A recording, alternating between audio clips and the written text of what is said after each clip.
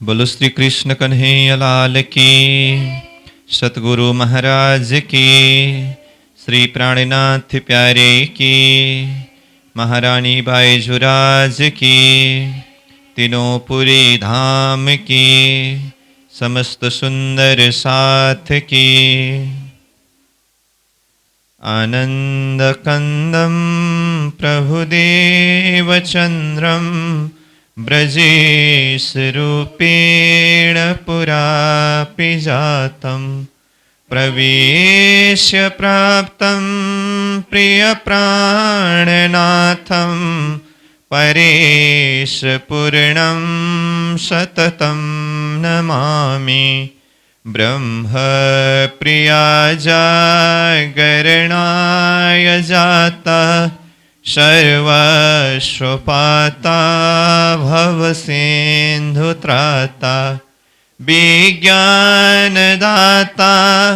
निजधर्मधाता दिनैकबन्धो शरणं प्रपद्ये दिनैकबन्धो शरणं प्रपद्ये। बोलो श्री प्राणनाथ प्यारे की प्रणाम। उपस्थित सद्धर्म प्राण शिरोमणि सुंदर साहस जी, साधक एवं साधिकाएं, प्रशिक्षण शिविर सत्र का आज हम 23वां दिवस के इस पावन बैठक में उपस्थित हुए हैं। सर्वप्रथम आप सभी को प्रणाम करते हुए, स्वागत करते हुए आज का कक्षा सत्र का विषय वस्तु को हम आगे बढ़ाने जा रहे हैं। तो हमारा विषय वस्तु चल रहा है श्री कृष्ण प्रणामी धर्म निजानंद संप्रदाय का 4 सिलेबस में से विराट विषय के ऊपर हम चर्चा करने के लिए कुछ भूमिकात्मक प्रसंगों के ऊपर चर्चा कर रहे हैं। तो विराट का अर्थ विशाल है, यह हमें लक्ष्य प्रदान करते हैं और विशालता में शहूर के संदर्भ में हम बात कर रहे थे और विशेष करके कल का प्रसंग में हमने चर्चा किया है कि विराट विषय के अंतर्गत मुख्य विषय वस्तु क्या क्या है। तो इसमें हमने चर्चा किया श्रीमद् भागवत गीता में वर्णित 3 पुरुष का वर्णन, यानी कि 3 पुरुष कौन कौन है? 4 पुरुष, अक्षर पुरुष और उत्तम पुरुष। तो 4 पुरुष को नाशवंत कहा, अक्षर पुरुष को कुटस्थ, कुटस्थ का अर्थ यहाँ अविनाशी कहा, और इससे भी परे उत्तम पुरुष, और वो उत्तम पुरुष को परमात्मा कहा। तो ये 4 अक्षर और उत्तम पुरुष का परिचय, संबंध और भेद ये हम बता रहे थे। तो ये विषय विराट के माध्यम से हम चर्चा करेंगे और साथ में श्री कृष्ण जी की त्रिधा शक्ति, वैकुंठ की शक्ति, गौल की शक्ति और अक्षरातीत शक्ति, इसका परिचय, इस विषय में भी हम ये विराट के माध्यम से चर्चा करेंगे। और परमधाम और संसार अथवा ब्रह्मधाम और सृष्टि अथवा जगत अलग अलग शब्दों के द्वारा वर्णन किया है। तो परमधाम कहाँ है, कैसे है, संसार क्या है, तो ये परमधाम और संसार का अंतर अथवा इसका परिचय ये भी हम विराट के माध्यम से ही चर्चा करेंगे। और साथ में जागृत बुद्धि और सपना का बुद्धि करके 2 प्रकार की बुद्धि के विषय की बात स्वयं महामती प्राणीनाथ जी ने वाणी के माध्यम से चर्चा किया है। तो ये दोनों बुद्धि के छानबीन भी हम विराट के माध्यम से करेंगे। और चाहे भौतिक विज्ञान के हिसाब से हो, चाहे अध्यात्म विज्ञान के हिसाब से हो, ये सृष्टि की उत्पत्ति हुई है, तो ये एक सिद्धांत है। तो ये सृष्टि की उत्पत्ति हुई है, तो इसके साथ में आने वाले प्रश्न, जैसे सृष्टि की उत्पत्ति किसने किया, क्यों किया, यानी कि इसका कारण क्या है, सृष्टि उत्पत्ति के पहले क्या था, और ये सृष्टि की उत्पत्ति हुई है तो कब हुई है, ये सृष्टि उत्पत्ति हुए है तो ये नाशवंत है, तो फिर सृष्टि नाश होते समय रहने वाले अखंड तत्व क्या है, ये बहुत सारे प्रश्न हैं। तो इन सारे प्रश्नों के विषय में भी अथवा ये सारी शंका अथवा ये सारी जिज्ञासा को भी हम समाधान करेंगे ये विराट विषय के द्वारा। और साथ में हमने ये कहा ये संसार में बहुत सारे ऋषि महर्षि अवतारी पैगंबर तीर्थंकर ज्ञानीजन हुए और बहुत सारे धर्म ग्रंथों के माध्यम से ज्ञान प्रदान किया, जैसे वेद, उपवेद, षटदर्शन, पुराण, उपनिषद ग्रंथ, इतिहास ग्रंथ, ऐसे बहुत सारे धर्म ग्रंथ धर्मशास्त्र के रूप में ये धरती में आया। और इसी बीच में निजानंदाचार्य सतगुरु श्री देवचंद्र जी महाराज और महामती प्राणीनाथ जी इस जगत के बीच में पधारे और उन्होंने तारतम दर्शन अथवा ये तारतम वाणी हमें प्रदान किया। तो अन्य ऋषि महर्षियों के द्वारा अवतारियों के द्वारा दिए हुए शास्त्रों का ज्ञान और सतगुरु प्राणनाथ जी ने द्वारा प्रदान किए हुए ये तारतम्य दर्शन में क्या अंतर है, सारे शास्त्रों के ज्ञान में क्या कमी रहा जिसके माध्यम से ये तारतम दर्शन धरती में प्रकट हुआ, इस विषय के ऊपर भी हम चिंतन करेंगे ये विराट विषय के माध्यम से करके। मैंने कल विराट विषय के ऊपर ये परिचय दिया था। तो आज हम इन्हीं विषयों को मद्देनजर रखते हुए अब धीरे धीरे से विषय वस्तु के अंदर प्रवेश कर ही रहे हैं। तो अब विषय वस्तु के अंदर प्रवेश करने के क्रम में आइए, हमारा जो विषय है मुख्य रूप में ये विराट। तो अब तक हमने विराट का अर्थ क्या है, विराट हमें क्या देते हैं और इसके अंदर आने वाले विषय वस्तु क्या क्या है, इस विषयों को मुख्य रूप में चर्चा किया। अब हमारा विषय प्रारंभ होगी। विशेष करके ये समग्र वर्णन एक शब्द में अगर कहूँ ये सृष्टि का विज्ञान है, सृष्टि का दर्शन है। इसीलिए ये विराट विषय के ऊपर जो ग्रंथ है, मैंने पहले भी किताब के विषय में ग्रंथ के विषय में परिचय दिया था। ये जो किताब है जिसके माध्यम से आगे हम पूरा इस विषय को अध्ययन करेंगे, तो ये ग्रंथ का नाम ही, किताब का नाम ही विराट विज्ञान दर्पण है। ये सृष्टि का विज्ञान है और सृष्टि को देखने के लिए ये एक दर्पण है।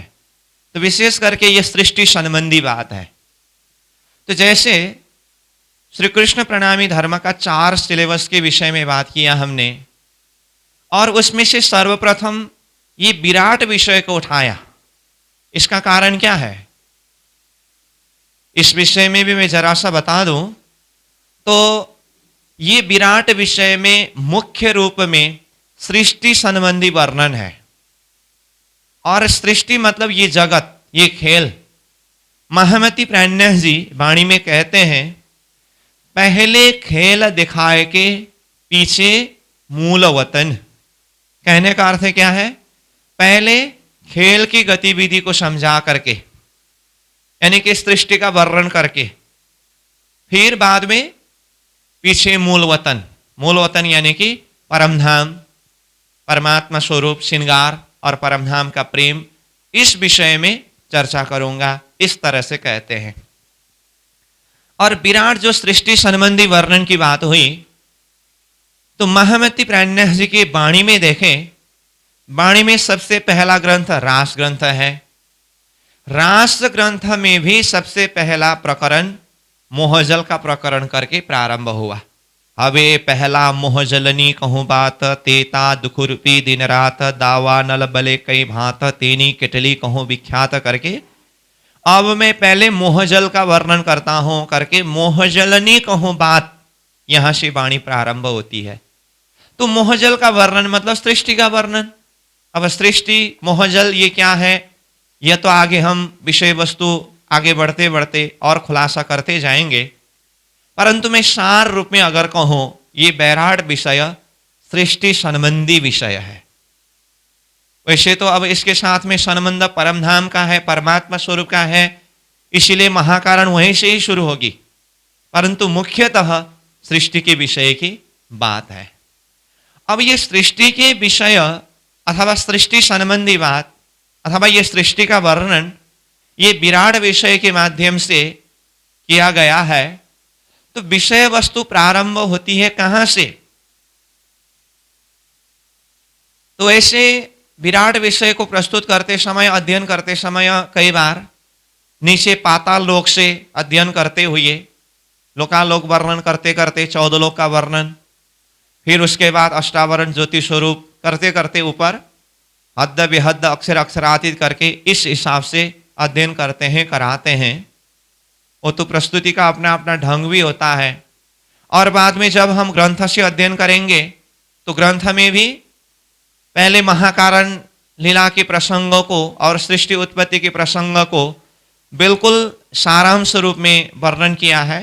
उसके बाद पाताल लोक से वर्णन प्रारंभ हुआ है। मुख्य आधार हमारा वही है, परंतु उसको और सहजता से हम समझ सके, इसीलिए मैंने पहले ही कहा हो, एक ही बार हम किताब से प्रारंभ नहीं करेंगे। उसका थीम किस तरह से हम समझे उसका प्रयास करेंगे। इसीलिए सृष्टि संबंधी बातें करने के लिए अथवा ये सृष्टि को अच्छी तरह से जानने के लिए हमें बातें शुरू करनी होगी सृष्टि उत्पत्ति से भी पूर्व से। महामती प्राणनाथ जी ने इस तरह से ये सृष्टि का वर्णन किया है। सृष्टि उत्पत्ति से भी पहले से वर्णन प्रारंभ होती है। जैसे मैं उदाहरण के रूप में कहूं, किसी व्यक्ति का जीवनी प्रस्तुत करना है, लिखना हो अथवा उसको शब्दों के द्वारा व्यक्त करके समझाना हो, तो किसी भी व्यक्ति के जीवनी के संदर्भ में बातें करते समय कहां से बात प्रारंभ होती है? जिसके जीवनी लिखने जा रहे हैं उनका नाम लिख करके वे जब 15 साल के हुए तब से ऐसा हुआ करके तो बात शुरू नहीं होती है, अथवा जब उनका जन्म हुआ तब से भी बात शुरू नहीं होती है। किसी एक व्यक्ति की जीवनी को अगर प्रस्तुत करना हो तो उनके जन्म से भी पहले से बात प्रारंभ होती है। उनका जन्म स्थान कहां पर है, वो स्थान के विषय में कुछ वर्णन किया जाता है। और जिस स्थान में जन्म तो लिया तो किस घर में, किस परिवार में अथवा माता पिता कौन है, तो इस विषय में बातें होगी। उसके बाद फिर उस व्यक्ति का जन्म होने से पहले कुछ न कुछ एक घटना घटी हुई होती है। उस प्रसंग को बताते हुए वो सारा एक भूमिका बनाने के पश्चात आगे बढ़ते बढ़ते ऐसी ऐसी परिस्थिति में जब ये समय आया तो इस समय में ये गांव के इस घर में ये व्यक्ति एक बालक के रूप में इस तरह से जन्म हुआ करके जन्म की बात आती है। अब उसके बाद फिर धीरे धीरे करते सारा जीवनी, और जब उनका देहांत हुआ तब तक की बात सारा उसमें समावेश किया जाता है। तो ये तो मैंने एक उदाहरण के रूप में प्रस्तुत किया। तो ये उदाहरण प्रस्तुत करने का आशय क्या है? जैसे एक व्यक्ति के जीवनी संदर्भ में अथवा एक व्यक्ति के विषय में प्रस्तुत करते समय उनके जन्म से भी पहले से बात शुरू होती है। ठीक उसी तरह से अब हमें समझना यह है कि ये सृष्टि संबंधी बातें करने के लिए अथवा बैराड़ के माध्यम से जो ये सृष्टि का वर्णन किया है, तो बात कहां से प्रारंभ होगी? सृष्टि की उत्पत्ति होने से भी पूर्व से विषय वस्तु को प्रारंभ किया गया है स्वयं महामती प्राणनाथ जी ने। बात समझ में आ रही है? मैं भूमिका में जो बात बता रहा हूं इसको अच्छी तरह से समझने का प्रयास करिए। विराट वर्णन हम पाताल से शुरू नहीं करेंगे, क्षार पुरुष से शुरू नहीं करेंगे। क्षार पुरुष तो उत्पत्ति हुए हैं, तो हम बातें कर रहे हैं सृष्टि की उत्पत्ति होने से भी पहले वहां से बात प्रारंभ किया गया है। तो इसलिए हमें वहीं से ही विषय वस्तु को प्रारंभ करनी होगी।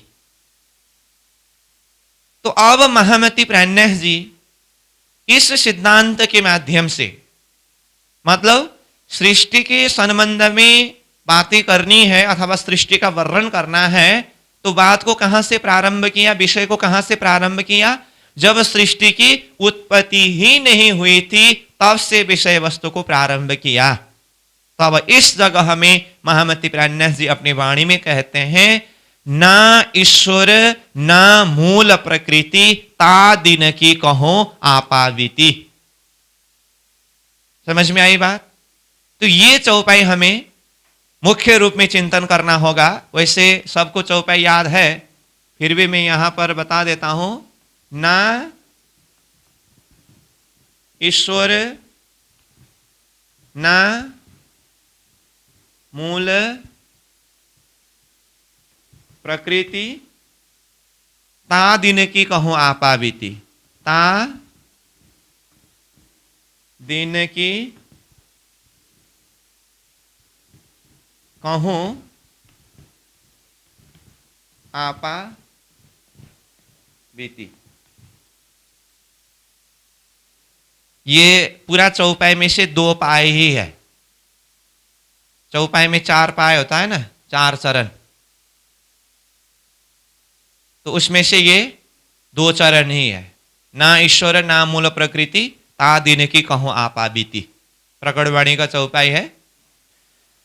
तो ये चौपाई के माध्यम से महामती प्राणेश जी विषय वस्तु को कहां से प्रारंभ करने जा रहे हैं? यहां शब्द प्रयोग किया गया, ना ईश्वर। ना मतलब नहीं अथवा नहीं था। कौन? ईश्वर। जब ईश्वर भी नहीं थे, ना मूल प्रकृति, न तो उस समय में मूल प्रकृति ही था। कहने का अर्थ मूल प्रकृति भी नहीं था। ता दिन की, उस दिन की, कहूं आपा बीती, कहता हूं आपा बीती मतलब आपा, हम स्वयं आत्माओं में बीती हुई जो बातें हैं, वृतांत है, वो प्रसंग है, मैं वो बताने जा रहा हूं करके विषय वस्तु को कहां से प्रारंभ कर रहे हैं? जब सृष्टि की उत्पत्ति ही नहीं हुई थी। अब यहां पर ये चौपाई में सृष्टि शब्द नहीं आया, परंतु मैं सृष्टि की उत्पत्ति नहीं हुई थी शब्द प्रयोग कर रहा हूं। तो यहां चौपाई के हिसाब से अगर कहो तो जिस समय में ईश्वर और मूल प्रकृति कुछ नहीं थे, वहां से विषय वस्तु को प्रारंभ कर रहे हैं। तो अब हमें जानना यह होगा, तो यहां प्राणेश जी ने जो ना ईश्वर ना मूल प्रकृति करके कहा, तो ये ईश्वर का अर्थ क्या है? ईश्वर किसे कहा है और मूल प्रकृति कौन है? तो ये हमें पहले जानना होगा। तो अभी मैं खाली ये चौपाई में आया हुआ शब्द का एक परिचय देने के लिए थोड़ा सा ही अर्थ बता के रखता हूं, परंतु इसका विस्तृत जानकारी हमें ऊपर महाकारण प्रसंग से, जब सृष्टि उत्पत्ति का प्रसंग हम धीरे धीरे वर्णन करते जाएंगे, तब पूरी तरह से हमें ये ईश्वर के विषय में और मूल प्रकृति के विषय में समझ में आएगा।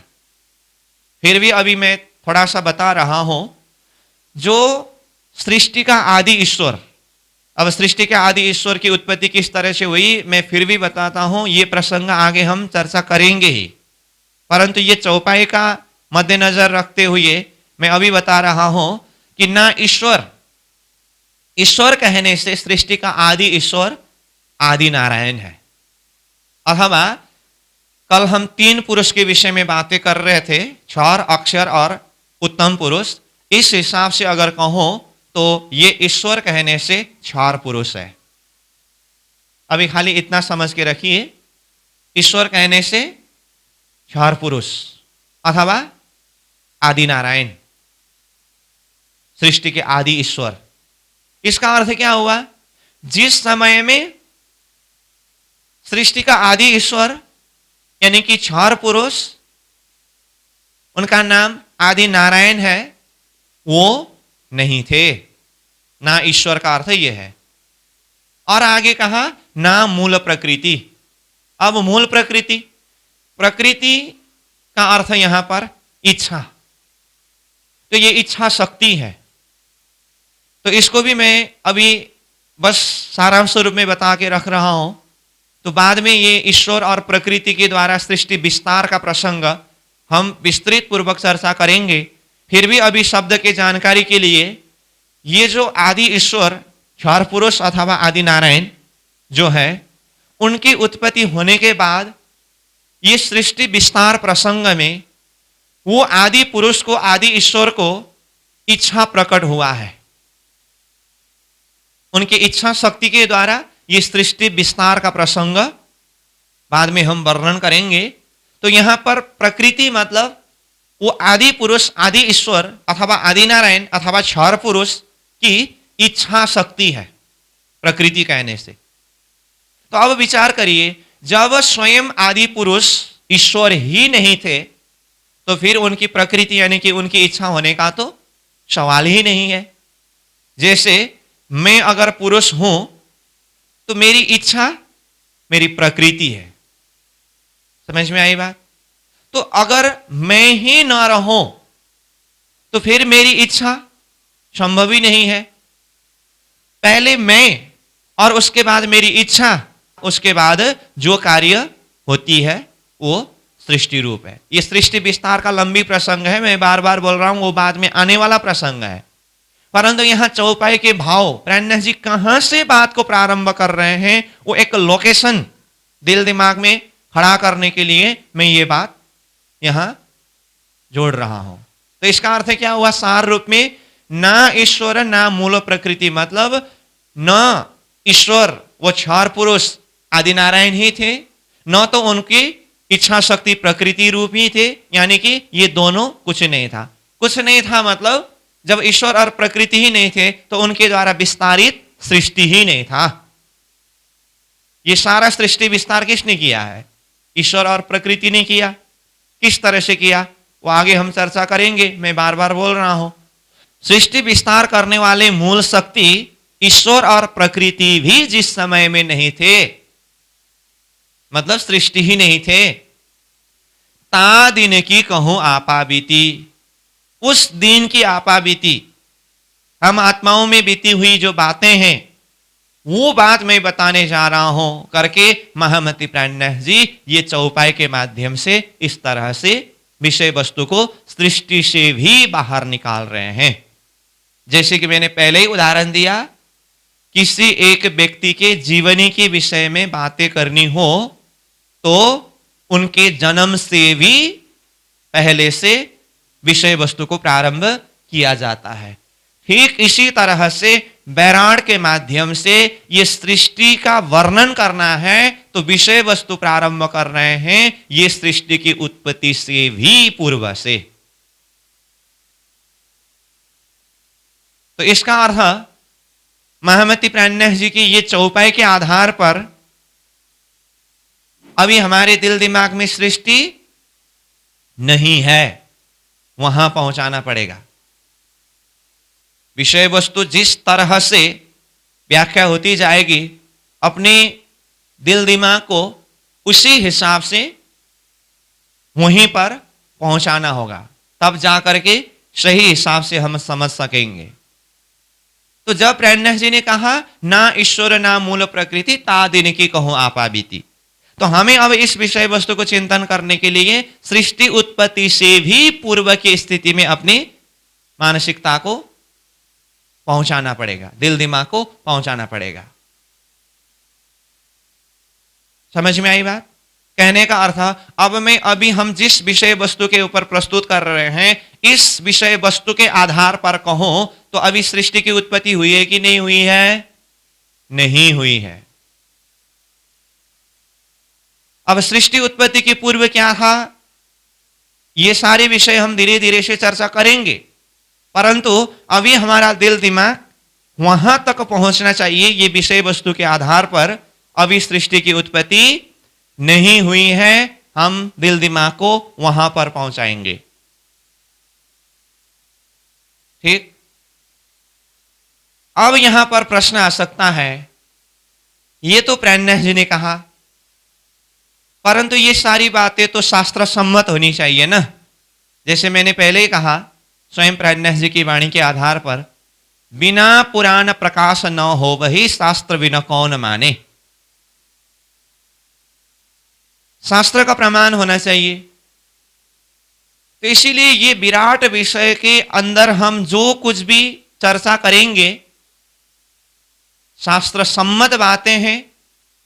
वैसे मैंने पहले ही कहा हो, सारी बातों को मैं यहां पर शास्त्रीय प्रमाण, महामती प्राणनाथ जी की चौपाई का प्रमाण जोड़ जोड़ करके प्रस्तुत नहीं कर सकता।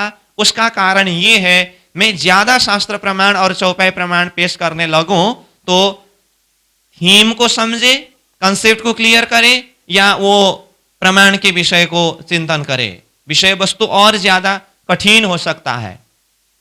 इसीलिए मेरा मुख्य उद्देश्य है कंसेप्ट को क्लियर कराना। पहले होते हुए भी कितने सारी जगह ऐसे होते हैं जहां पर प्रमाण पेश करना ही होता है, नहीं तो फिर ये तो फिर कोई एक परिकल्पना होगा, अथवा प्राणनाथ जी ने कहने से तो नहीं होगा, शास्त्र की बातें भी होनी चाहिए करके विषय वस्तु इस तरह से एक जिज्ञासा के रूप में उपस्थित हो सकता है।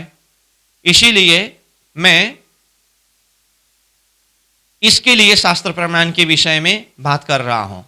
तो जिस तरह से प्राणनाथ जी ने यहां ना ईश्वर ना मूल प्रकृति ता दिन की कहो आपा बीती करके, जब सृष्टि ही उत्पत्ति नहीं हुई थी तब से मैं ये विषय वस्तु को प्रारंभ करने जा रहा हूं करके यहां विषय वस्तु को शुरू कर रहे हैं। इसके लिए अब शास्त्र में क्या प्रमाण है?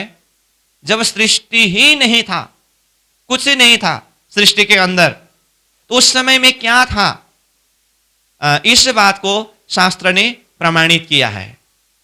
तो क्या कहा? ब्रह्मा विष्णुस्स रुद्र शूरपति रमरा ना शूर नैव पृथिवी नापो नाग्निर न वायु न च गगन तलम नो दिशो नैव काल नो वेदा नैव यज्ञ न च रवि शशि नो विधिर्न विकल्प सज्ज्योति सत्यमेकम जयति तत्पदम सच्चिदानंद मूर्ते। यहां पर क्या कहा? ब्रह्मा विष्णुश्च रुद्र। ब्रह्मा विष्णुश्च रुद्र मतलब ब्रह्मा विष्णु और रुद्र यानी कि महेश यानी कि त्रिदेव। शूरपति रमरा, ना शूर नैव पृथ्वी यानी कि न तो सूर्य था न तो पृथ्वी ही था, नापो नाग्निर न वायु न च गगन तलम, इस तरह से शब्द आया है। इसका मतलब आकाश वायु अग्नि जल पृथ्वी कुछ भी नहीं था। नो दिशो, न तो ये दिशा ही था, 10 दिशा जो है ना, पूर्व पश्चिम उत्तर दक्षिण अग्नि नैऋत्य वायव्य ईशान और आसमान और झिमी करके 10 दिशा का वर्णन किया गया है। नो दिशो, ये दिशा भी नहीं था जिस समय में। नैव काल, काल यानी कि समय, ये समय भी नहीं था। नो दिशो नैव काल। नो वेदा, जब वेद की भी उत्पत्ति नहीं हुई थी। नो वेदा नैव यज्ञ, ये यज्ञादि कर्म भी नहीं था। न रवि शशि नो विधिर नो विकल्प, रवि शशि यानी कि सूर्य और चंद्र भी जिस समय में नहीं था, तो उस समय में फिर क्या था? तो अंत में कहा सज्ज्योति सत्यमेकम जयति तत्पदम सच्चिदानंद मूर्ते। सिर्फ ये थे। कहने का अर्थ क्या है? सज्ज्योति, वो सत्य परम प्रकाश स्वरूप जो परमात्मा स्वरूप, सत्यमेकम जो एक सत्य स्वरूप है, जो सच्चिदानंद स्वरूप है। तो क्या कहा? सच्चिदानंद मूर्ते। सज्ज्योति सत्यमेकम जयति तत्पदम सच्चिदानंद मूर्ते। वो दिव्य ज्योति स्वरूप, सत स्वरूप, चैतन्य स्वरूप, सच्चिदानंद स्वरूप, वो परमात्मा स्वरूप, वो परम प्रकाश स्वरूप वो मात्र थे। तो महामती प्राणनाथ जी की चौपाई ने भी ना ईश्वर ना मूल प्रकृति कह करके सृष्टि विस्तार करने का मूल शक्ति ही नहीं थे करके कहा। और जिस बात को शास्त्र ने भी ये सिद्ध किया कि ये सारा कुछ नहीं था करके अंतिम में क्या कहा? एक परम प्रकाश सत्य सच्चिदानंद स्वरूप परमात्मा ही थे। तो इस तरह से शास्त्र ने भी सृष्टि उत्पत्ति होने से पहले वो परमात्मा स्वरूप का ही अस्तित्व होने के विषय में प्रमाणित किया। तो अब हमें महामती प्राणन्यास जी के वाणी के चौपाई के आधार पर भी और शास्त्र के प्रमाण के आधार पर भी ये कबूल करना होगा कि जिस समय में सृष्टि ही उत्पत्ति नहीं हुई थी, उस समय में क्या था, वहां से विषय वस्तु को प्रारंभ करना होगा, वहां से विषय वस्तु को चिंतन करना होगा। तो जब कुछ भी नहीं था तो उस समय में क्या था, कहा सज्योति सत्यमेकम जयति तत्पदम सच्चिदानंद मूर्ति। वो सच्चिदानंद स्वरूप, तो वो सच्चिदानंद स्वरूप ही क्या है, परमात्मा स्वरूप है। तो इसका अर्थ अगर एक शब्द में कहो तो सृष्टि उत्पत्ति से पूर्व कौन थे? तो अब देखिए यहां तो शब्द आया क्या, सज्योति सत्यमेकम जयति तत्पदम सच्चिदानंद मूर्ति। तो सच्चिदानंद मूर्ति मतलब वो सच्चिदानंद स्वरूप जिसको हम क्या कहते हैं, परमात्मा कहते हैं। क्या, परमात्मा। अब विषय वस्तु किस तरह से जुड़ता जाएगा, बिल्कुल ध्यान देकर के सुनिए। हाँ, मैंने कल जो विषय वस्तु सार रूप में परिचय दिया हूं, अब धीरे धीरे उसी के अंदर प्रवेश होता जा रहा है। तो अब बताइए, ना ईश्वर ना मूल प्रकृति तादिन की कहूं आप आबीती, अथवा जब सृष्टि का कुछ भी नहीं था उस समय में एक सच्चिदानंद स्वरूप परमात्मा थे, तो शब्द क्या आया, परमात्मा। अब ये परमात्मा शब्द आते ही साथ में जुड़ने वाले जो शब्द है ना, अब वो शब्द का परिचय लेना होगा हमें। तो परमात्मा स्वरूप थे, तो जब सृष्टि ही नहीं था उस समय में परमात्मा थे, तो परमात्मा कहां थे? तो सृष्टि से बाहर। जब सृष्टि की उत्पत्ति नहीं हुई थी तब परमात्मा थे, तो कहां थे जब ये प्रश्न आया ना। अब इसका मतलब परमात्मा रहने का कोई स्थान के विषय में यहां पर प्रश्न उठ रहा है। तो परमात्मा कहां थे? तो अब देखिए इस विषय में, वो परमात्मा स्वरूप जहां थे वो स्थान का नाम है परमधाम। क्या कहा मैंने? जब सृष्टि ही नहीं थी तो उस समय में वो परम प्रकाश स्वरूप, वो सच्चिदानंद स्वरूप परमात्मा थे करके कहा, तो परमात्मा कहां थे? तो परमात्मा परमधाम में। तो परमधाम शब्द मैंने प्रयोग किया, तो ये परमधाम क्या है? तो अब हम परमधाम के संदर्भ में देखें तो परमधाम परमात्मा स्वरूप जिस स्थान में विराजते हैं वो स्थान का नाम है परमधाम। इसको शास्त्र ने क्या कहा? परमात्मा परम ज्योति परम धाम परागति सर्व वेदांत सारोहम सर्वशास्त्र सुनिश्चित। देखिए शब्द क्या आया, परमात्मा परम ज्योति। ये परमात्मा के लिए और संज्ञा क्या दिया, परम ज्योति शब्द प्रयोग किया। और इससे पहले जो प्रमाण हम प्रस्तुत कर रहे थे वहां पर क्या शब्द आया था, सज्योति सत्यमेकम जयति तत्पदम सच्चिदानंद मूर्ति करके वहां पर भी सज्योति शब्द आया, सच्चिदानंद शब्द आया। तो उसी को यहां शब्द क्या प्रयोग हो रहा है, परमात्मा परम ज्योति। वो दिव्य ज्योति का स्वरूप है, दिव्य प्रकाश का स्वरूप है, दिव्य नूर का स्वरूप है परमात्मा। और आगे कहा परम धाम परागति। ये परमात्मा रहने वाले स्थान का नाम क्या बताया है, परम धाम। तो इसका अर्थ परमात्मा हम जानते ही है, और परमात्मा जिस स्थान में विराजते हैं वो स्थान को परमधाम शब्द प्रयोग किया शास्त्र ने। परमात्मा परम ज्योति परम धाम परागति सर्व वेदांत सारोहम सर्व शास्त्र सुनिश्चित। संपूर्ण वेदादि शास्त्रों ने, संपूर्ण शास्त्र ने उसको लक्षित किया है। तो इस तरह से हम चिंतन करें, जब सृष्टि ही नहीं था उस समय में परमात्मा स्वरूप थे, और वो परमात्मा स्वरूप जहां विराजते हैं वो स्थान को परम धाम कहा। इसका अर्थ सृष्टि उत्पत्ति से पूर्व क्या था? परम धाम था। तो अब मैं कल विषय वस्तु का सारांश रूप में परिचय देते समय जो शब्द प्रयोग कर रहा था वो शब्द को फिर एक बार आपको याद दिलाना चाहता हूं। मैंने कल बहुत सारे शब्दावली का परिचय देते हुए दो शब्द बताया था, परम धाम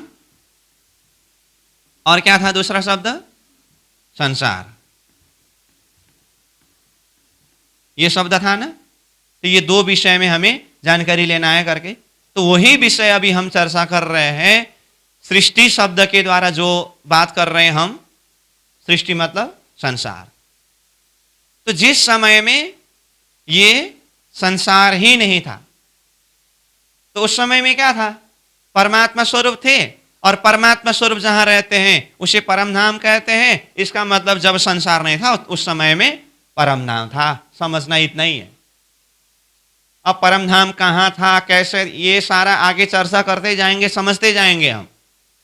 मैं फिर भी कहता हूं, शब्दावली जिस तरह से यहां से प्रस्तुत किया जाएगा उसी हिसाब से अपने दिल दिमाग में उसको बिठाते जाइए, समझते जाइए, अपने आप विषय वस्तु खुलासा होता जाएगा।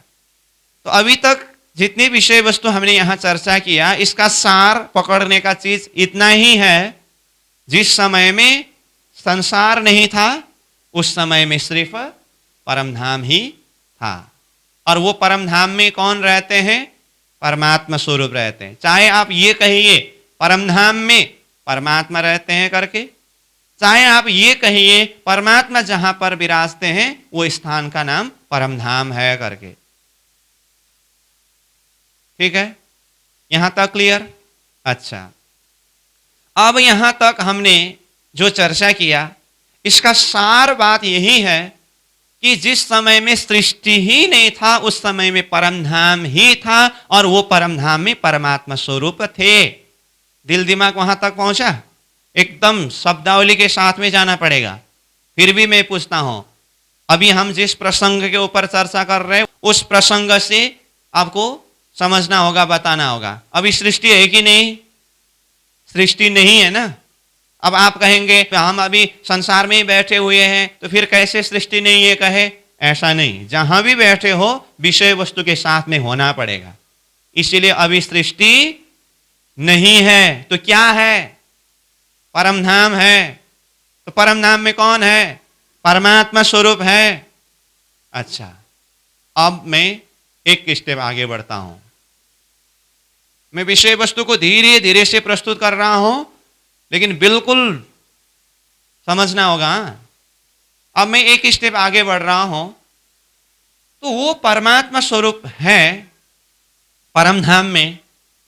तो परमात्मा परमात्मा शब्द तो अब बहुत जगह में सुनने को आता है, हर कोई परमात्मा कहते हैं। तो परमात्मा का कोई निश्चित नाम होना चाहिए। तो परमात्मा कौन है? वो परम धाम में रहने वाले जो परमात्मा है, तो वो परमात्मा कौन है? ये प्रश्न आया। तो अब मैं वो परमात्मा स्वरूप का नाम बता देता हूं। वो परमात्मा कौन है? तो उसके लिए कल हम विषय वस्तु के परिचय के प्रसंग में बातें कर रहे थे तीन पुरुष के विषय में, और उसी को मैंने आज क्लास के प्रारंभ में फिर से दोहराया था। तीन पुरुष कौन कौन थे? चार पुरुष, अक्षर पुरुष और उत्तम पुरुष। ये शब्दावली कहां पर आता है? श्रीमद् भागवत गीता 15वीं अध्याय। तो वहां पर चार पुरुष और अक्षर पुरुष का वर्णन करके वहां से भी परे तीसरा पुरुष उत्तम पुरुष का वर्णन किया, और उत्तम पुरुष को क्या कहा? उत्तम पुरुष अस्त्वन्य परमात्मेत्युदाहृतः कहा। फिर भी मैं श्लोक बताता हूं जो कल भी बताया था। यहां पर प्रसंग में उसको और जोड़ दे करके हम समझने का प्रयास कर रहे हैं। तो क्या कहा? द्वाविमो पुरुषो लोके क्षार च अक्षर एव च। क्षार सर्वाणि भूतानि, क्षार सर्वाणि भूतानि मतलब क्षार पुरुष नाशवांत है। कुटस्थ अक्षर उच्यते, अक्षर ब्रह्म जो है वो कुटस्थ है, अविनाशी है। आगे क्या कहा? उत्तम पुरुषस्त्वन्य परमात्मेति उदाहरितः। उत्तम पुरुष अन्य ही, दूसरा ही है। दूसरा मतलब ये क्षार और अक्षर से भी परे उत्तम पुरुष है। इतना कह करके आगे क्या कहा? परमात्मेति उदाहरितः, उनको ही परमात्मा कहना करके गीता जी ने कहा। इसका मतलब यहां पर परमात्मा शब्द हम प्रयोग कर रहे हैं, तो ये परमात्मा ही गीता जी के शब्द के हिसाब से अगर कहूं तो कौन है? उत्तम पुरुष। समझ में आई बात? मैंने ये उत्तम पुरुष शब्द किसके आधार पर रखा? गीता जी ने कहा उत्तम पुरुषस्तुन्य परमात्मे त्युदारितः। तो चाहे हम परमात्मा कहे, चाहे हम उत्तम पुरुष कहे, और ये परम धाम क्या है? वो परमात्मा जिस धाम में अथवा जिस स्थान में विराजते हैं, वो स्थान का नाम है परम धाम। अब वो परमात्मा को चाहे आप परमात्मा कहिए, चाहे आप उत्तम पुरुष कहिए, तो उत्तम पुरुष जो है वो जिस स्थान पर विराजते हैं, वो स्थान का नाम क्या हुआ? परम धाम हुआ। एक एक शब्द शब्द का परिचय लेना होगा। समझ में आ रही है ना बात? अब तक हमने 3 शब्द के विषय में चिंतन किया। क्या क्या? परमात्मा, दूसरा शब्द, वो परमात्मा को गीता जी ने उत्तम पुरुष कहा। वो परमात्मा जहां विराजते हैं वो स्थान को क्या कहा? परम धाम कहा। और चाहे परमात्मा कहे, चाहे उत्तम पुरुष कहे, वो परमात्मा कैसे है? दिव्य ज्योति स्वरूप है। कहने का मतलब सज्योति, परमात्मा परम ज्योति, यानी कि वो प्रकाश का स्वरूप है, ज्योति का स्वरूप है। ये उनकी गुण विशेषता है। और आगे क्या कहा? सच्चिदानंद मूर्ते। वो परमात्मा कैसे हैं?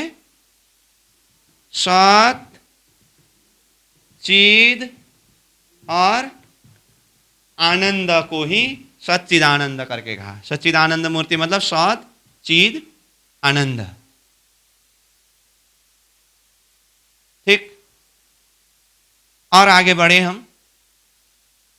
परमात्मा भी हुआ, सच्चिदानंद स्वरूप भी कहा, उत्तम पुरुष भी कहा,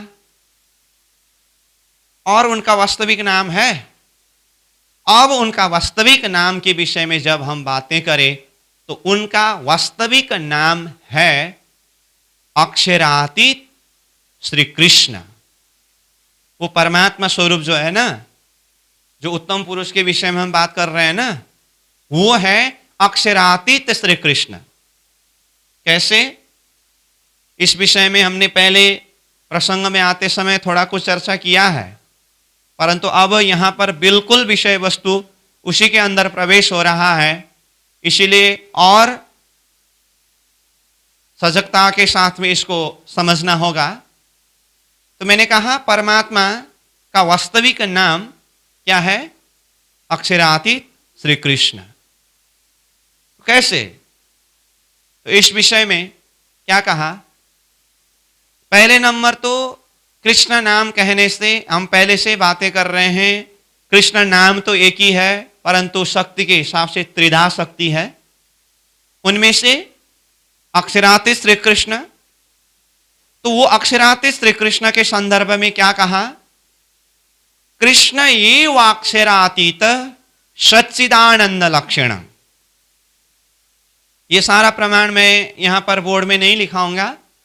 अभी तक मैंने जो भी प्रमाण प्रस्तुत किया, फिर भी मैं कहना चाहता हूं आपको ये किताब के अंदर ही मिलेगा, ये प्रमाणावली के अंदर भी, अथवा जो किताब से आगे हम बैराट विषय अध्ययन करने जा रहे हैं, ये विराट विज्ञान दर्पण, इसके अंदर भी ऐसे प्रासंगिक सारे शास्त्र प्रमाण यहाँ प्रस्तुत किया गया है। इसलिए ये किताब के अंदर भी आप खोल करके पढ़ सकते हैं। परंतु अभी मैं खाली थीम को क्लियर करने के लिए ये विषय वस्तु यहाँ पर प्रस्तुत कर रहा हूँ। तो पहले हम थीम को समझें, फिर बाद में उसको किस तरह से अध्ययन करना है वो तो होता रहेगा। फिर भी मैं बता रहा हूँ, श्री कृष्ण जी के संदर्भ में क्या कहा? कृष्ण एव अक्षरातीत सच्चिदानंद लक्षण। तो क्या आया यहां पर? कृष्ण एवं अक्षरातीत। मैं शॉर्टकट शब्द लिख देता हूं। कृष्ण, कौन से कृष्ण? अक्षरातीत। समझ में आई बात? कृष्ण अक्षरातीत हुआ। तब इसको हमें सही हिसाब से अब समझने के लिए ये कृष्ण अक्षरातीत को, फिर अक्षरातीत को आगे ला करके कृष्ण को पीछे करेंगे। तो क्या हुआ? अक्षरातीत कृष्ण,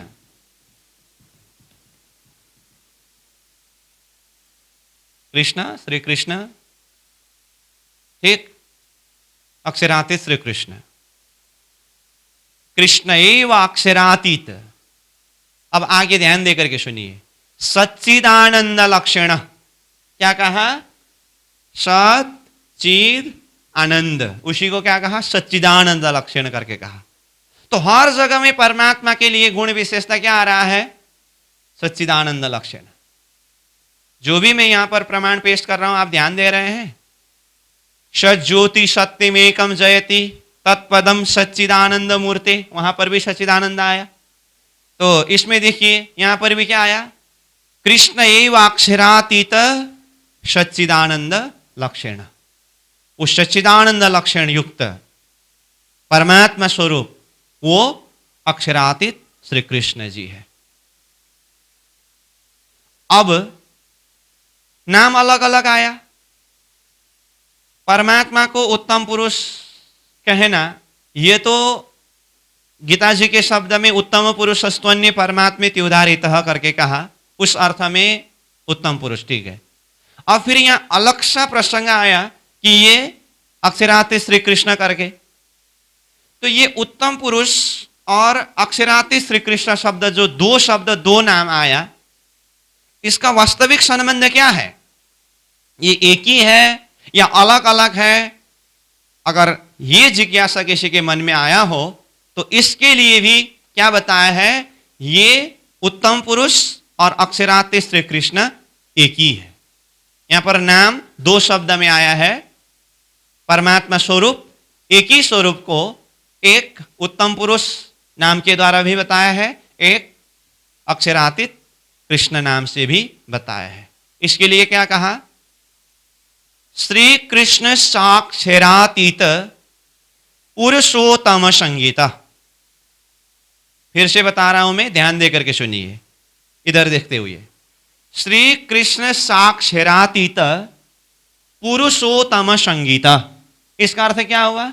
श्री कृष्ण साक्षरातीत मतलब अक्षरातीत श्री कृष्ण को ही पुरुषोत्तम मतलब उत्तम पुरुष भी कहते हैं। क्या कहा? अक्षरातीत श्री कृष्ण को ही पुरुषोत्तम यानी कि उत्तम पुरुष भी कहते हैं। श्री कृष्ण साक्षरातीत पुरुषोत्तम संगीता, इसका अर्थ अब ये प्रमाण ने क्या कहा? चाहे आप अक्षरातीत श्री कृष्ण कहिए, चाहे आप उत्तम पुरुष कहिए, दोनों एक ही स्वरूप है। अब इसका संबंध देखिए, जब उत्तम पुरुष स्तन्य परमात्मित उदारित करके कहा, इसका मतलब क्या हुआ? उत्तम पुरुष ही परमात्मा करके कहा। और फिर श्री कृष्ण साक्षरातीत पुरुषोत्तम संगीता करके कहा। अक्षरातीत श्री कृष्ण ही पुरुषों में उत्तम उत्तम पुरुष है करके कहा। इसका मतलब ये पुरुषोत्तम जो परमात्मा है, उनका वास्तविक नाम क्या है? अक्षरातीत श्री कृष्ण। इसीलिए परमात्मा परमात्मा कहने से उनका वास्तविक नाम के विषय में अगर बातें करना हो तो शास्त्र ने परमात्मा का वास्तविक नाम क्या सिद्ध किया? अक्षरातीत श्री कृष्ण नाम सिद्ध किया, जो कैसे हैं? सच्चिदानंद स्वरूप है। समझ में आई बात? अब ये श्री कृष्ण जो सच्चिदानंद स्वरूप ही परमात्मा स्वरूप है, इसके लिए मैं और प्रमाण पेश करना चाहता हूं। श्रीमद् भागवत महात्म्य का मंगलाचरण क्या है? सच्चिदानंद रूपाय विश्वोत्पत्त्यादि हेतवे तापत्रय विनाशाय श्री कृष्णाय वयम नुमः। अब यहां पर देखिए तो शुरू में शब्द क्या आया? सच्चिदानंद रूपाय। तो यहां देखिए सत चित आनंद, सच्चिदानंद, जो परमात्मा सच्चिदानंद स्वरूप है ना, ये सच्चिदानंद रूप परमात्मा। अब इसका पूरा व्याख्या तो हम भागवत कथा सुनते समय सुनेंगे अथवा अध्ययन करेंगे। मैं यहां पर खाली इतनी सी बात को यहां प्रकाश डालने जा रहा हूं। ये सच्चिदानंद स्वरूप परमात्मा जिसका हम सब वंदन करते हैं, नमन करते हैं, उनका नाम क्या बताया? श्री कृष्णाय वयम नुमः। नाम क्या बताया? श्री कृष्णाय। तो इसका अर्थ क्या हुआ? परमात्मा स्वरूप, सच्चिदानंद स्वरूप, वो श्री कृष्ण स्वरूप है, वो अक्षरातीत स्वरूप, ठीक। और जिनका नाम उत्तम पुरुष भी है, और वो परमात्मा स्वरूप। अब चाहे परमात्मा कहे, चाहे उत्तम पुरुष कहे, चाहे अक्षरातीत कहे, श्री कृष्ण कहे, अथवा उन्हें सच्चिदानंद स्वरूप भी कह सकते हैं। तो जो भी ये परमात्मा स्वरूप है अथवा परमात्मा की नाम है, तो ये परमात्मा को जहां पर हम दर्शन करते हैं अथवा परमात्मा स्वरूप जहां विराजते हैं, वो स्थान का नाम क्या हुआ? परमधाम हुआ। समझ में आ रही है ना बात? हम अब तारतम्य शब्दों में फेमिलियर है, तो ये परमात्मा शब्द, उत्तम पुरुष शब्द, अक्षरातीत शब्द, श्री कृष्ण शब्द, ये सारे शब्द परमात्मा का नाम है। और किसी के मन में ये भी जिज्ञासा हो सकता है, तो मैं वो भी विषय को खुलासा कर ही देता हूं अभी ही। वो परमात्मा स्वरूप को हम श्रीराज जी नाम से भी पुकारते हैं। क्या कहा मैंने? श्रीराज।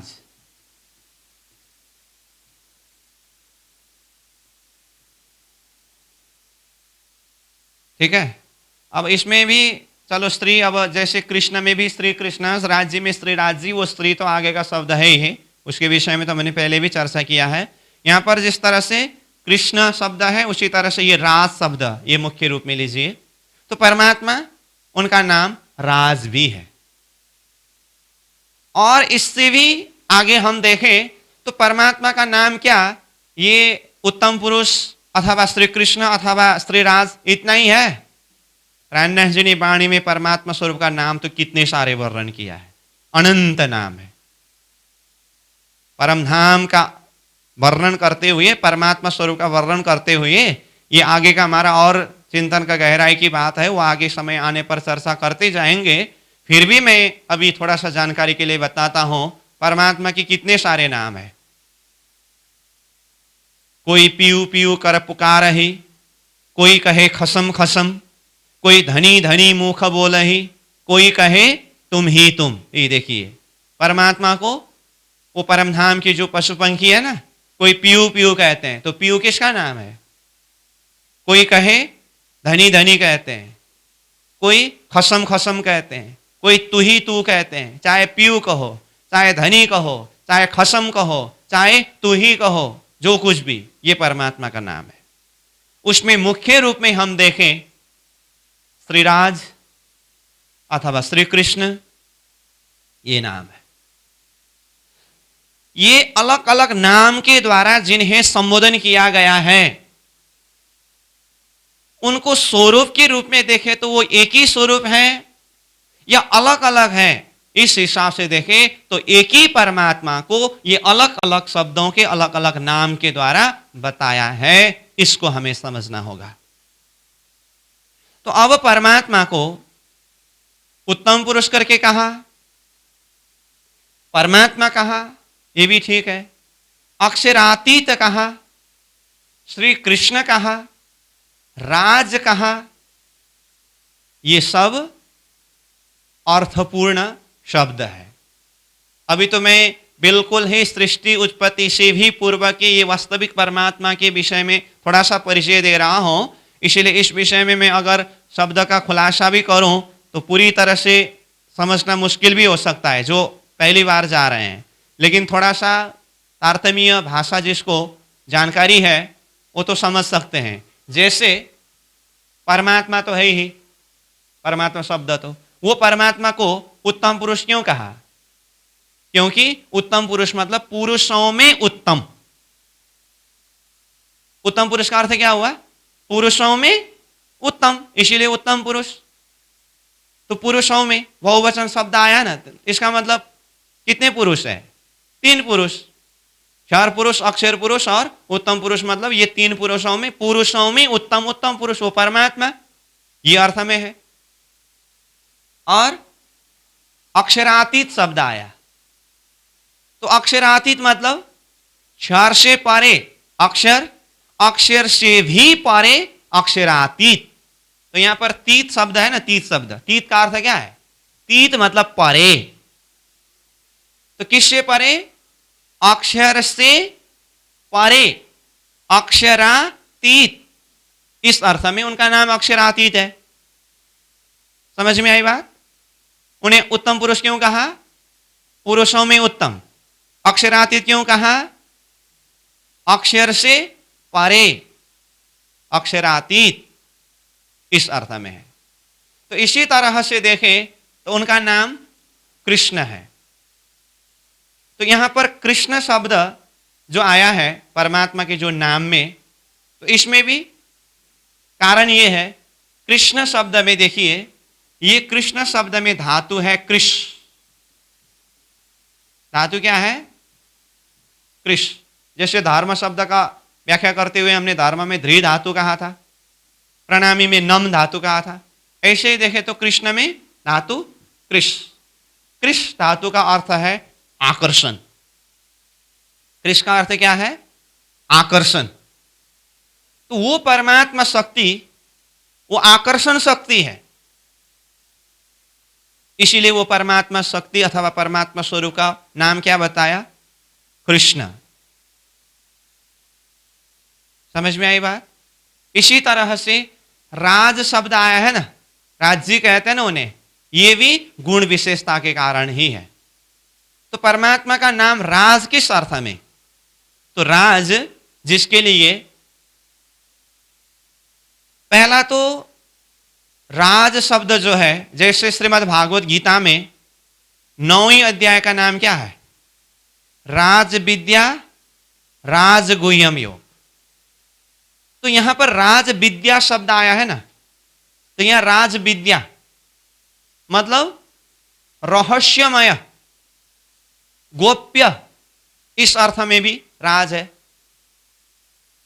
तो परमात्मा स्वरूप कितने रहस्यमय है, कितने गोप्य है। और राज शब्द का परिभाषा क्या है? राजते स्वयं प्रकाशते। तो यहां शब्द क्या आया? स्वयं प्रकाशते इति राज,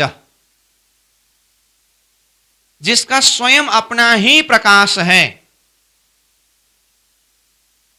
वो स्वयं सिद्ध प्रकाश को ही क्या कहा? राज कहा। स्वयं प्रकाशते इति राज। तो परमात्मा का स्वयं प्रकाश मतलब, जैसे हमने पहले ही कहा, परमात्मा परम ज्योति। ये देखिए परमात्मा स्वरूप कैसे है? परम ज्योति स्वरूप है, वो दिव्य ज्योति स्वरूप है, उनका अपना ही स्वयं प्रकाश है। ज्योति सत्यमेकम जयति करके कहा, वहां पर भी क्या शब्द आया?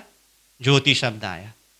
और गीता जी ने ही वो 15वीं अध्याय पुरुषोत्तम योग में ये उत्तम पुरुष का परिचय ही नहीं दिया, वो उत्तम पुरुष का धाम का भी परिचय दिया। और ये सारे विषयों का खुलासा करते हुए क्या कहा?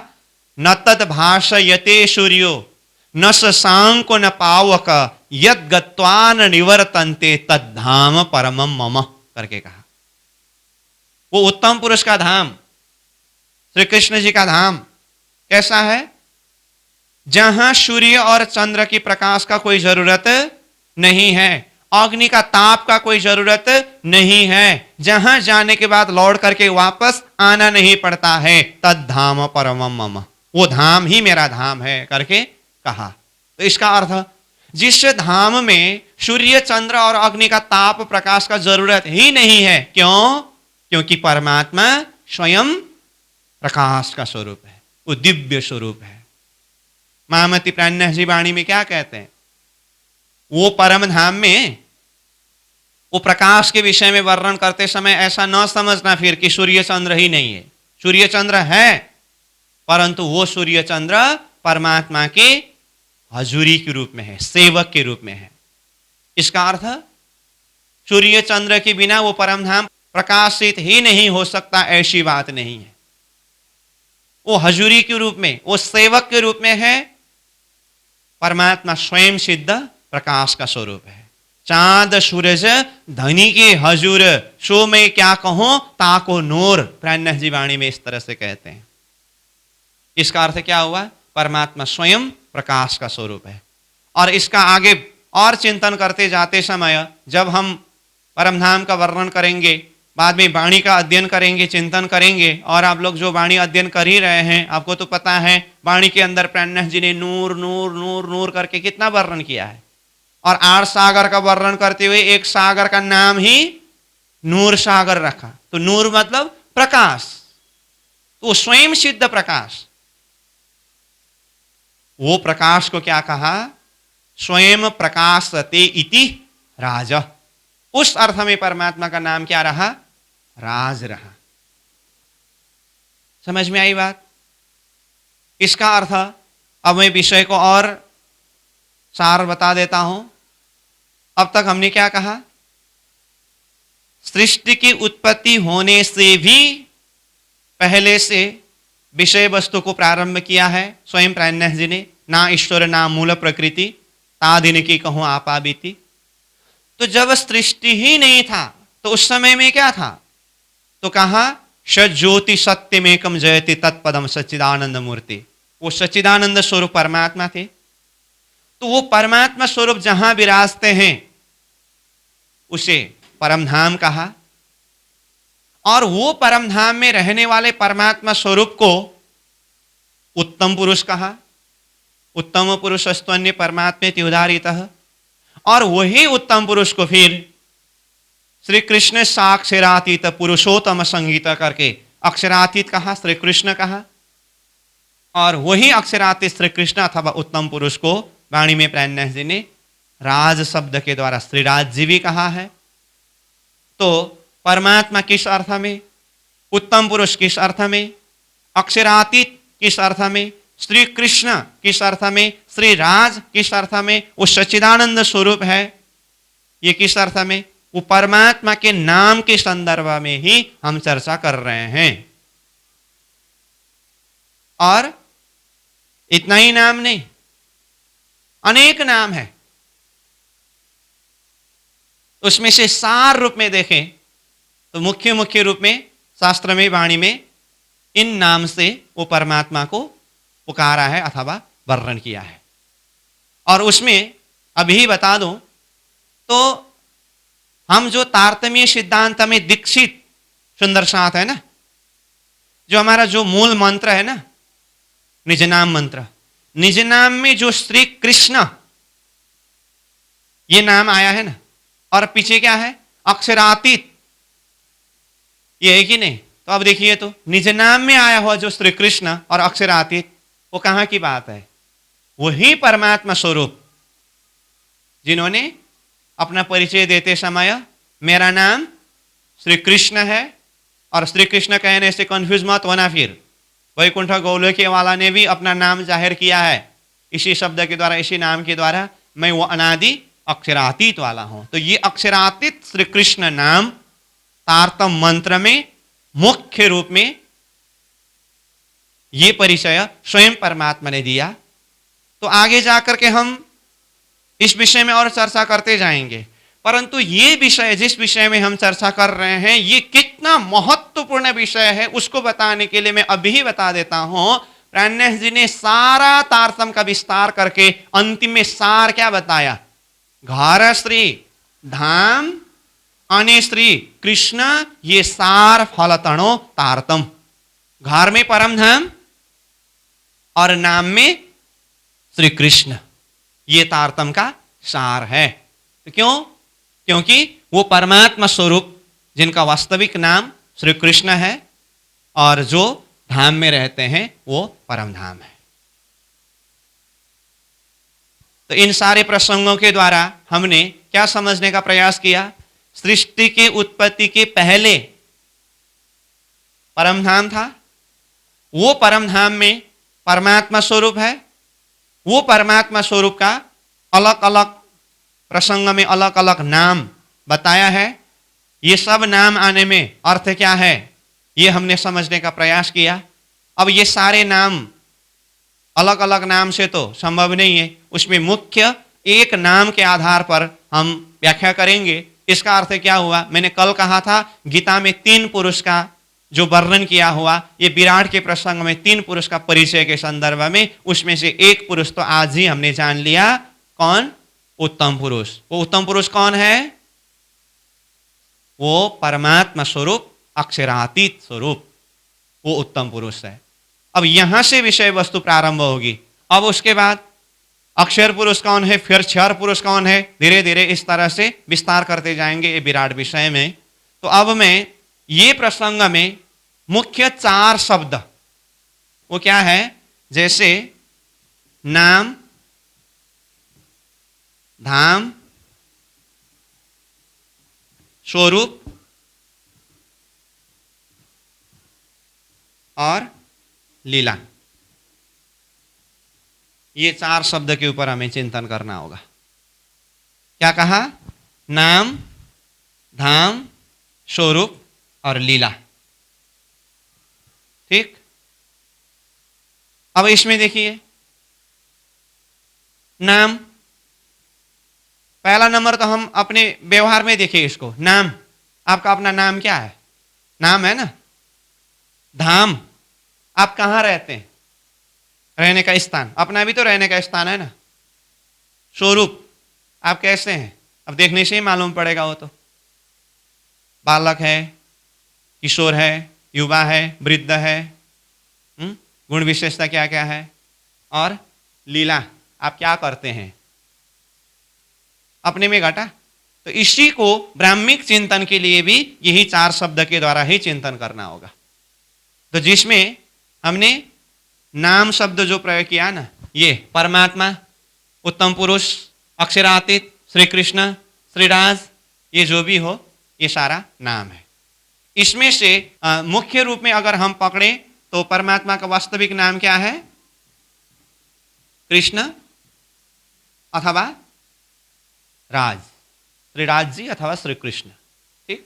धाम के संदर्भ में अगर कहें तो धाम क्या है? परम धाम।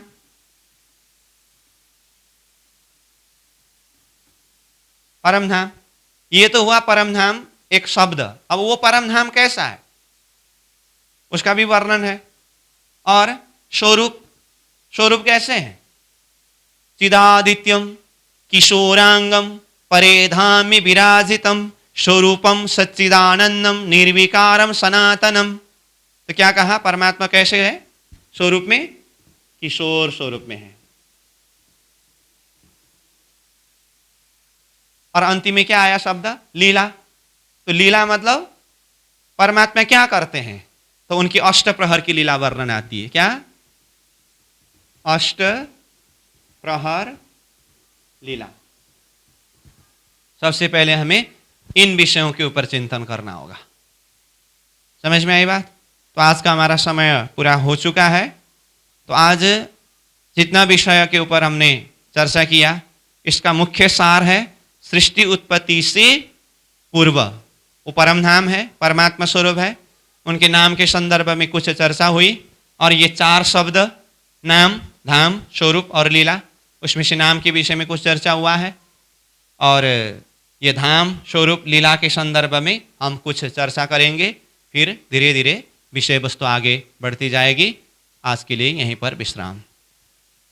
पूर्णमदः पूर्णमिदं पूर्णात् पूर्णमुदच्यते पूर्णस्य पूर्णमादाय पूर्णमेवावशिष्यते।